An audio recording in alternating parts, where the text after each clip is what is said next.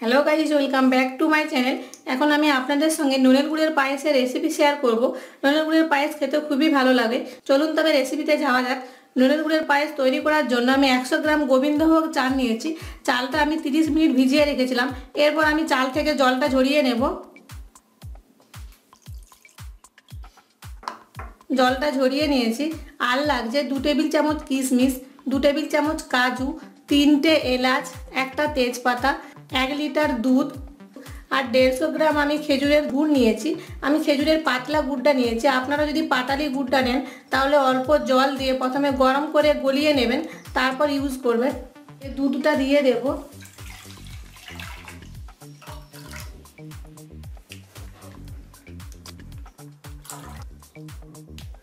ফ্লেমটা জ্বালিয়ে দিলাম। এখন দুধটা আমি ফুটা পর্যন্ত অপেক্ষা করব। দুধটা ফুটে গেছে। দুধের মধ্যে তেজপাতাটা দিয়ে দিলাম, এলাচগুলো একটু ফাটিয়ে দিয়ে দেব, চালটাও দিয়ে দেব।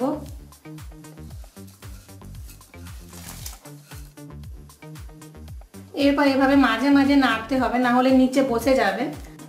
ফ্লেমটা এখন আমি লোতে রেখে দেব।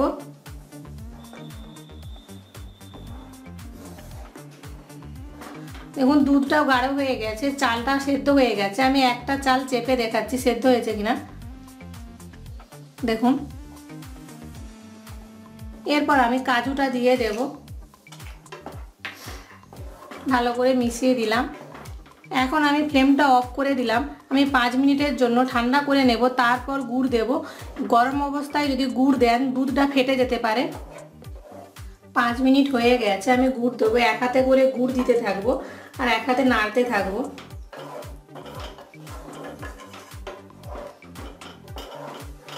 ভালো করে মিশিয়ে নেব। আপনারা পায়েসে যদি নুন পছন্দ করেন এই অবস্থায় 1 চিমটে নুনও দিয়ে দিতে পারেন। কিশমিশটাও দিয়ে দেব। এরপর আমি ফ্লেমটা অন করে দেব। আমি 1 থেকে 2 মিনিট এভাবেই নাড়তে থাকবো। দেখুন কি সুন্দর হয়েছে, একটুকু ছানা কাটেনি।